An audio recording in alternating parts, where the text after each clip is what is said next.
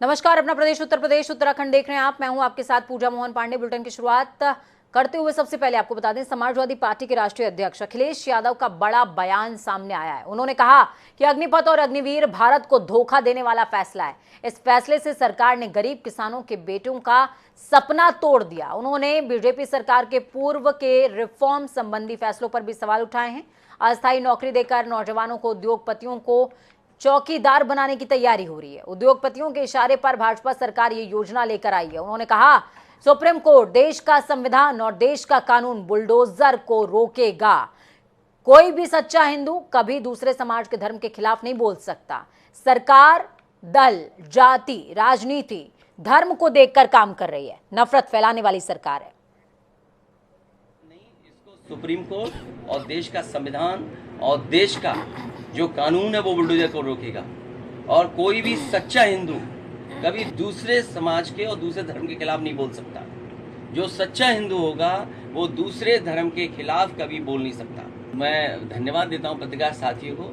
ये सरकार तो दलित देख कर के काम कर रही है, जात देख के काम कर रही है, धर्म देख के काम कर रही है। ये सरकार तो नफरत फैलाने वाली है। और जो अग्निवीर, अग्निपथ ऐसी योजना ला सकते हैं, फौज को आउटसोर्स कर दें। फौज में टेम्परेरी नौकरी, किसी नौजवान से पूछिए कि आप टेम्परेरी नौकरी करोगे। जो प्रायोरिटी फौज की थी, जो हमारे फौज का जो सम्मान है। उपचुनाव की जंग देखने को मिल रही है और जनता किसके संग है, ये फैसला जो है अब आगामी 23 मार्च को होगा। रामपुर में लोकसभा सीट पर 23 जून को उपचुनाव तय है। इस सीट को जीतने के लिए बीजेपी और सपा पूरा दमखम दिखा रहे हैं। इसी क्रम में यूपी के सीएम योगी आदित्यनाथ आज रामपुर के बिलासपुर पहुंचे हुए थे, जहां उन्होंने एक चुनावी जनसभा को संबोधित किया। इस दौरान सीएम योगी ने कहा कि रामपुर की अपनी धरोहर है, लेकिन कुछ लोग रामपुर की धरोहर को नष्ट करने की कोशिश में रहते हैं। अगर किसी ने इसकी पहचान नष्ट करने की कोशिश की तो जनता उसे सबक सिखाना भी जानती है। जनसभा में सीएम योगी ने कहा कि भाजपा की डबल इंजन की सरकार ने गरीबों को भूमाफियाओं से मुक्ति दिलाने का काम किया है। इतना ही नहीं, भूमाफियाओं की ऐंठन को भी दूर कर दिया गया है। मैं आप सबसे अपील करना चाहूंगा, श्री घनश्याम सिंह लोधी को भारतीय जनता पार्टी ने प्रत्याशी बना करके इस उपचुनाव में आपके पास भेजा। घनश्याम सिंह लोधी भारतीय जनता पार्टी में आए हैं और उन्होंने इस बात को लेकर के आए हैं कि भारतीय जनता पार्टी के संकल्प के रूप एक कार्यकर्ता के रूप में आपके बीच में काम करेंगे, एक सेवक के रूप में काम करेंगे। यहाँ पे कोई राजा नहीं है, हम सब सेवा के रूप में आपके साथ जुड़े हैं। तो वहीं इस बीच रामपुर के चुनावी रण में सपा के कद्दावर नेता और विधायक आजम खान भी कूद पड़े हैं। रामपुर लोकसभा सीट के लिए हो रहे उपचुनाव में भाजपा ने घनश्याम सिंह लोधी को उतारा, तो वहीं दूसरी तरफ समाजवादी पार्टी ने आसिम रजा पर दांव चला है। मंगलवार को आसिम रजा के समर्थन में सपा के कद्दावर नेता और विधायक आजम खान ने जनसभा को संबोधित किया और आसिम के लिए वोट भी मांगे हैं। इस दौरान आजम खान ने भाजपा सरकार पर करारा हमला बोला।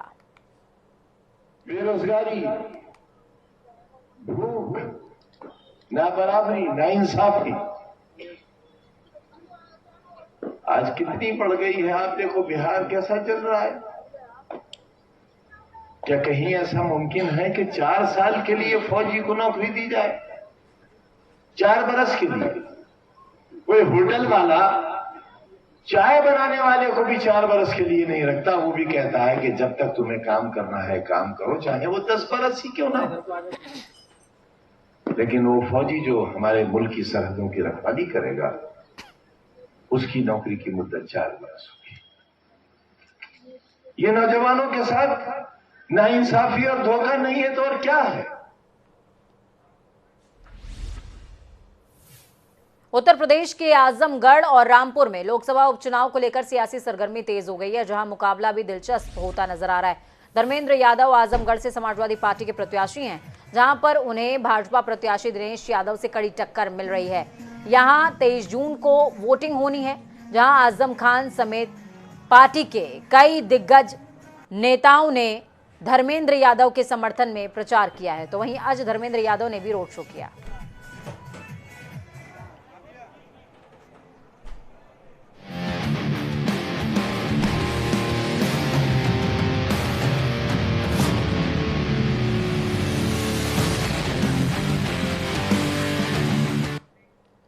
वहीं अंतर्राष्ट्रीय योग पर यूपी के सभी 75 जिलों में 5 करोड़ से ज्यादा लोग योग कार्यक्रम का हिस्सा बने हैं और विश्व को संदेश दे रहे हैं। वहीं योग दिवस के मौके पर राजभवन में आयोजित योग कार्यक्रम में मुख्यमंत्री योगी आदित्यनाथ, राज्यपाल आनंदीबेन पटेल और सीनियर ब्यूरोक्रेट्स शामिल हुए हैं। सीएम योगी आदित्यनाथ ने कहा कि हम सब प्रधानमंत्री के ऋणी हैं, जिन्होंने भारत की ऋषि परंपरा को न केवल भारत में बल्कि पूरी दुनिया में फैलाया। आज 200 से ज्यादा देश योगमय हो गए हैं। भारत को अपनी विरासत पर गर्व करना चाहिए। इस बार योग मानवता का प्रतीक बना है। योग हमें अनुशासित होना सिखाता है। यूपी में 75 से ज्यादा जगहों पर योगा का कार्यक्रम हुआ। 5 करोड़ से ज्यादा लोगों ने एक साथ योग किया है। तो तस्वीरें आपको 8 दिखा रहे हैं। ये 8 तस्वीरें हैं। नोएडा की तस्वीरें आप देख पाएंगे, जहां पर अंतर्राष्ट्रीय योग दिवस के मौके पर बीजेपी के राष्ट्रीय अध्यक्ष जेपी नड्डा पहुंचे हुए थे। यहाँ उन्होंने योग दिवस का शुभारंभ किया। योग करते नजर आए। जौनपुर में ऐतिहासिक शाही किला में राज्य मंत्री अनुप्रिया पटेल पहुंची हुई थी। योग किया उन्होंने, दीप प्रज्वलन के साथ शुभारंभ किया। कानपुर देहात में माती स्पोर्ट्स स्टेडियम में माध्यमिक शिक्षा मंत्री गुलाब देवी, डीएम और सीडीओ सहित जिले के आला अधिकारी कर्मचारी मौजूद थे। सब योग करते नजर आए। गुलाब देवी ने यह भी कहा कि प्रधानमंत्री मोदी देश के पहले ऐसे प्रधानमंत्री हैं जिन्होंने लोगों के स्वास्थ्य की चिंता की है। तो वहीं पीडब्ल्यूडी मिनिस्टर जितिन प्रसाद गाजियाबाद में थे। सांसद रवि किशन गोरखपुर, तो वहीं सहारनपुर में बेबी रानी मौर्य योग करती नजर आई। तो वहीं बरेली की अगर बात की जाए तो कैबिनेट मंत्री लक्ष्मी नारायण चौधरी कृष्ण लीला स्थल पर कार्यक्रम में शामिल हुए थे, शरीक हुए थे। अयोध्या, राम की नगरी अयोध्या पर सबकी दृष्टि रहती है। वहां पर कौन मौजूद था? भूपेंद्र यादव मौजूद थे, पंचायती राज मंत्री हैं। अंतर्राष्ट्रीय योग दिवस के मौके पर 5000 लोगों के साथ एक साथ योग करते नजर आए हैं और साथ में उनके साथ सांसद लल्लू सिंह भी मौजूद थे।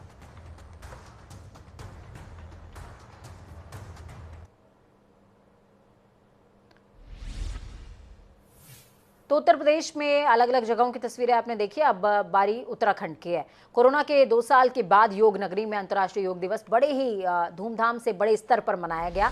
हजारों की तादाद में लोग सुबह 6:30 बजे से ही गंगा के तट पर मंद मंद बहती हवाओं के बीच में योग करते नजर आए और संदेश दे रहे थे कि करें योग, रहे निरोग। मुख्यमंत्री पुष्कर सिंह धामी सपरिवार परमार्थ निकेतन आश्रम पहुंचे हुए थे, जहां उन्होंने आज सुबह परमार्थ निकेतन के अध्यक्ष स्वामी चिदानंद सरस्वती के साथ योग किया।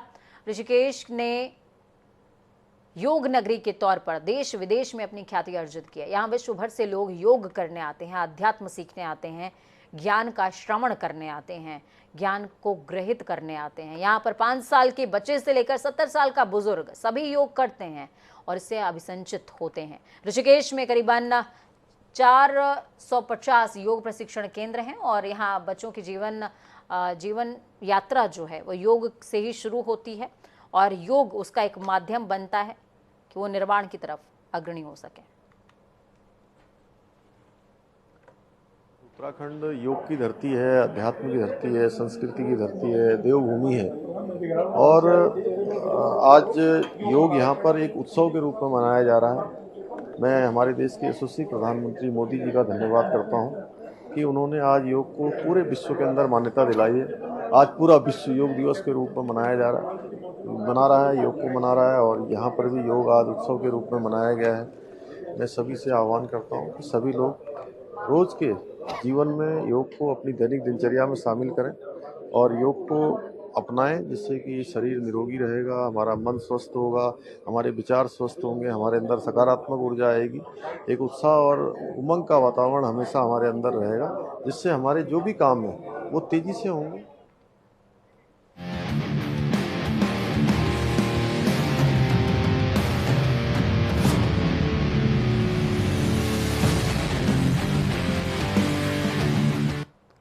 समाजवादी पार्टी प्रमुख अखिलेश यादव ने लखनऊ में बने जा रहे डॉग पार्क पर योगी सरकार को घेरा। अखिलेश यादव ने ट्वीट करते हुए सरकार से सवाल किया और कहा कि अब गुल्लू के लिए पार्क बनवाने का बजट कहां से आ गया। उस पार्क तक पहुंचने के लिए लखनऊ के अलग अलग इलाकों से अब गुल्लू बस सेवा भी शुरू करने की कृपा करें या फिर स्पष्ट करें कि ये पार्क बड़े लोगों की कार जीप से आने वाले गुल्लुओं के लिए ही है। गुल्लों के नाम पर उल्लू बनाना बंद करें योगी सरकार। आपको बता दें कि लखनऊ विकास प्राधिकरण शहर में एक डॉग पार्क बनाने जा रहा है, जिसके निर्माण का प्रस्ताव सिटी डेवलपमेंट प्लान में शामिल किया गया है। कुत्तों के लिए 10 एकड़ का पार्क बनाने की तैयारी है।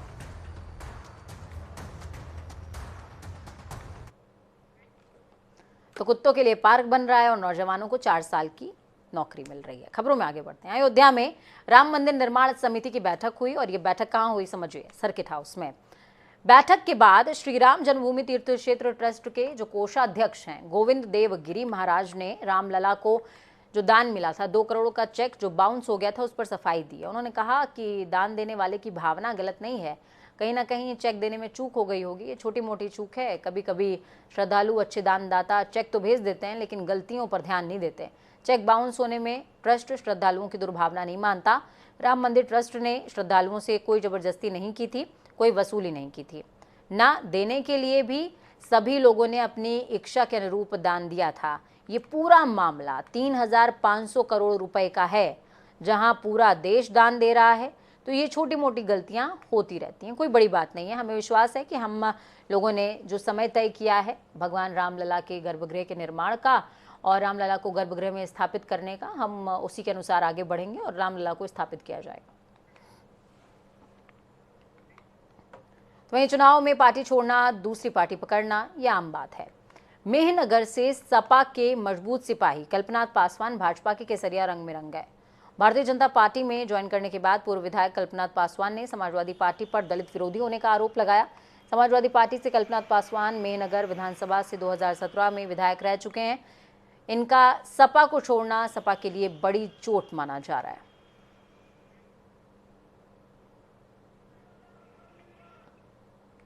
भागदौड़ मची हुई है समाजवादी पार्टी में।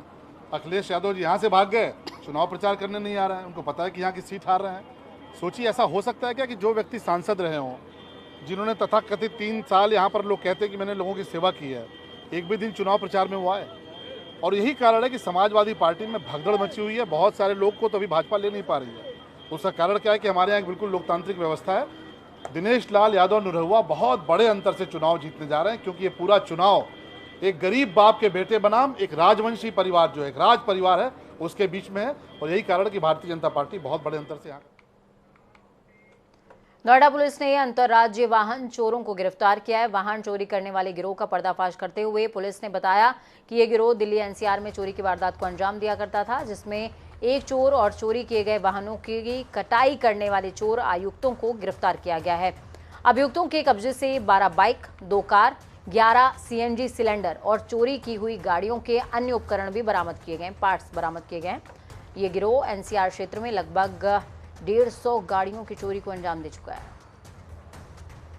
उत्तर प्रदेश जगीराबाद के अंदर एक कबाड़ी के नाम पर एक ऐसा गिरोह पल रहा था, जो अधिकतर कबाड़ी के नाम पर जो ठगी करता था और चोरी की गाड़ी जो बेचा करता था। ऐसा गिरोह का आज पर्दाफाश किया है नोएडा पुलिस ने। सर, ऐसे गिरोह का पर्दाफाश किया है जो कबाड़ी के नाम पर गाड़ी चुराया करते थे, बेचा करते थे। क्या है, किस तरह ये पकड़े गए हैं, क्या ये सक्रिय था और कहाँ पे अब तक इनको वारदात को अंजाम दे चुका है? सबसे पहले देखिए 39 टीम ने एक चोर को पकड़ा और उसके बाद उससे पूछताछ हुई। उसमें हम लोग वहाँ से उससे पूछताछ करने के बाद जहांगीराबाद पहुँचे और जहांगीराबाद में बेसिकली ये लोग लिफ्टिंग करने के बाद वाहनों को काट करके उसके पार्ट्स बेचते थे।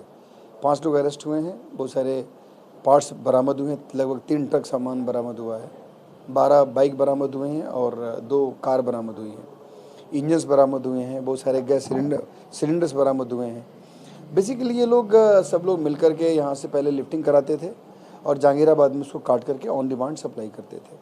5 लोग अरेस्ट हुए हैं। इसमें शातिर जो बदमाश है वो नबीउद्दीन है, जो नबीउद्दीन जो हापुड़ का रहने वाला है, गढ़मुक्तेश्वर का, और ये एक पहले डॉक्टर वाहिद गैंग था, उसके साथ काम करता था। कोई और सदस्य है जो गैंग में बताया जा रहा है? पता कर रहे हैं इसका, और इसके जो डिटेल्स वगैरह छानबीन की जा रही है और हमें लगता है कि जिस तरह का नेटवर्क है, सप्लाई और भी करने वाले लोग हो सकते हैं, उसके बारे में हम लोग पता कर रहे हैं। तो ये थे हमारे साथ एडिशनल डीसीपी रणबीर सिंह, जिन्होंने बताया कि किस तरीके से जो है ऐसा गैंग का इन्होंने पर्दाफाश किया है। हालांकि जो सदस्य हैं उनके बारे में भी जानकारी की जा रही है। कर्मकेश सिंह के साथ अमर सैनी, जनता टीवी, नोएडा।